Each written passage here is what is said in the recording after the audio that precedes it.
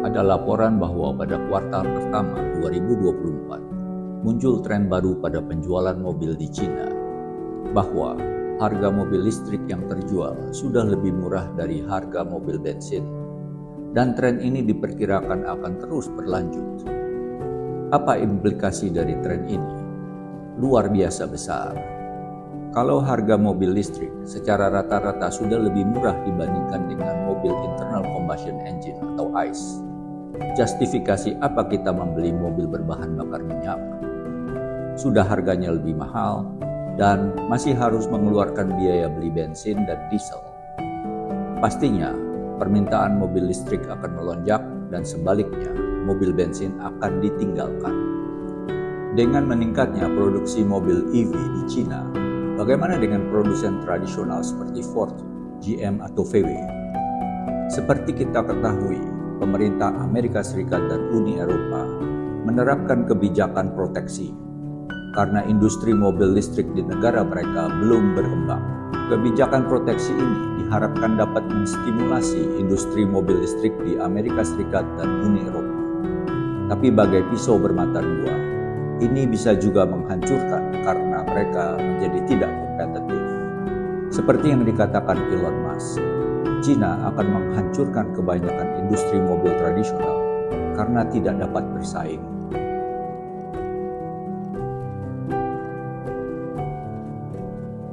Mengapa harga mobil listrik turun begitu cepat? Terutama karena turunnya harga baterai. Cina memegang lebih dari 80% supply chain dunia untuk baterai. Apakah itu baterai mobil, HP, atau apapun yang harus menyimpan listrik. Teknologi Cina tidak tertandingi. Mereka terus berinovasi, meningkatkan efisiensi di bidang ini, dan Cina memegang paten paling banyak di dunia. Alasan lain mengapa harga mobil EV mengalami tren menurun. Di Cina, pasar mobil ini sangat kompetitif. Sedikitnya ada 100 produsen mobil EV yang beroperasi dan berkompetisi. Mereka tentunya harus berinovasi terus untuk bertahan. Cina adalah pasar mobil terbesar di dunia, sekaligus juga produsen mobil terbesar di dunia. Untuk memenuhi target net zero carbon emission pada tahun 2060, Cina berkomitmen untuk mengembangkan teknologi energi terbarukan, termasuk transisi mobil bahan bakar fosil ke mobil listrik. Secara bertahap membangun proyek solar panel dan turbin angin di Gurun Gobi berkapasitas total 455 gigawatts. Ini tidak saja berkontribusi besar terhadap perubahan iklim dunia, tapi yang lebih krusial adalah Cina akan menghemat triliunan dolar devisa karena mereka saat itu tidak perlu mengimpor gas, minyak mentah untuk memenuhi keperluan energi domestiknya. Saat ini Cina membakar 11 juta barel minyak sehari untuk keperluan energinya dan hanya memproduksi 4 juta barel. Ini tentu efeknya dahsyat karena statusnya sebagai pabrik dunia. Output industri mereka akan melesat lebih efisien lagi dengan menggunakan energi terbarukan. Seluruh dunia sebenarnya mendapat manfaat besar dengan tren harga mobil listrik terus menurun. Tidak saja membantu mengurangi emisi karbon, banyak negara juga akan menghemat devisa karena pemakaian bahan bakar fosilnya akan menurun. Tapi negara barat seperti Amerika dan Eropa Barat melihat tren ini dari sudut pandang yang berbeda, sudut pandang politik, terutama Amerika Serikat yang tidak rela melihat Cina menjelma menjadi negara dengan ekonomi nomor 1 di dunia. Amerika tidak ingin memasuki ke era multipolar bersama Cina dan Rusia. Oleh sebab itu, Amerika Serikat lebih memilih kebijakan proteksionis dengan menerapkan tarif impor 100% untuk mobil listrik, 50% untuk solar panel Cina, dan 25% untuk produk lainnya. Demikian juga Uni Eropa yang mengikuti jejak Amerika Serikat menerapkan tarif impor mobil sebesar 26,4% sampai dengan 47,6%. Demi mencapai tujuan politiknya, Amerika Serikat rela membiarkan masyarakat Amerika untuk tetap menggunakan mobil yang tidak ramah lingkungan dengan harga yang lebih mahal. Rakyatnya terus mengeluarkan biaya tinggi untuk bahan bakar. Apakah kebijakan ini akan membuat Amerika Serikat lebih kompetitif nantinya? Tentu tidak. Bagaimana dengan negara-negara Global South? Banyak ekonom berpendapat negara-negara Global South tidak akan mengikuti kebijakan proteksionis seperti Amerika Serikat dan Uni Eropa untuk produk mobil listrik dan solar panel dari China, karena tidak ada manfaatnya sama sekali. Janet Yellen, Menteri Keuangan Amerika Serikat pada tanggal 11 April 2024, mengatakan bahwa alasan Amerika Serikat menerapkan kebijakan tarif tinggi karena China dianggap sedang membanjirkan dunia dengan mobil listriknya, disebabkan karena China sedang dalam kondisi overkapasitas. Dengarkanlah komentar seorang ekonom terkemuka Amerika Serikat dari Yale University, Profesor Stephen Roach, mengenai tuduhan overkapasitas. When it comes to green technology goods, in today's world that is getting hugely challenged by climate change, there is no such thing as excess capacity.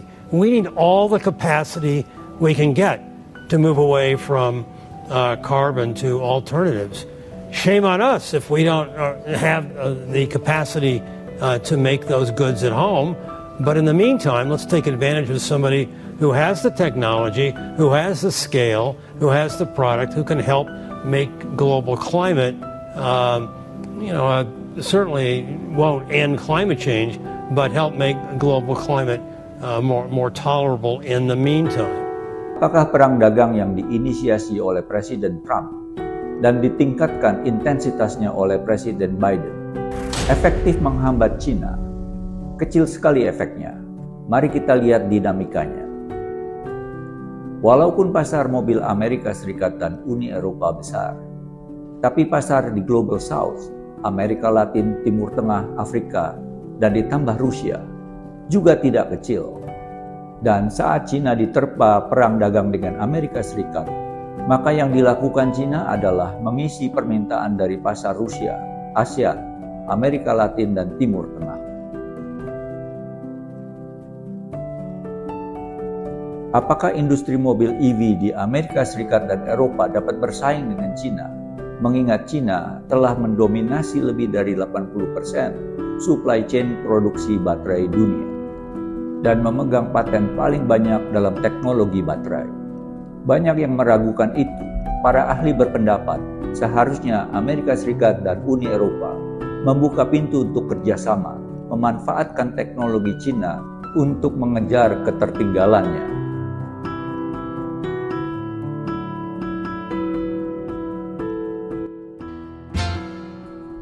Meksiko, Turki, Hongaria adalah 3 negara di mana BYD, satu pabrikan mobil listrik paling terkemuka di China, telah memastikan akan membangun industri mobil listrik di negara tersebut. Pilihan negara ini sangat strategis. Walaupun China belum masuk ke pasar Amerika Serikat dan dihambat di pasar Uni Eropa, China tidak tinggal diam. Pabrik di Meksiko direncanakan untuk masuk ke pasar Amerika Serikat dengan memanfaatkan kerjasama NAFTA, di mana negara-negara seperti Kanada, Amerika Serikat, dan Meksiko dapat saling menjual hampir semua produk mereka tanpa bea masuk. Demikian juga di Turki dan Hongaria untuk memasuki pasar Uni Eropa dengan memanfaatkan kerjasama negara sesama Uni Eropa. Seperti pepatah mengatakan, banyak cara menuju Roma. Demikian juga halnya dengan tarif impor. Umumnya pihak yang dirugikan dapat menyiasati dan menghindar dari tarif impor yang mencekik itu. Apakah usaha China masuk ke pasar Amerika Serikat dan Uni Eropa akan berhasil? Apakah industri mobil negara barat dapat bertahan dalam serbuan mobil ramah lingkungan China? Silakan tulis komen Anda di bawah ini. Kita sudah sampai penghujung video. Bila menurut Anda video ini menarik dan informatif, Bantu kami klik like, share dengan yang lain, dan klik subscribe. Terima kasih telah menonton channel kami.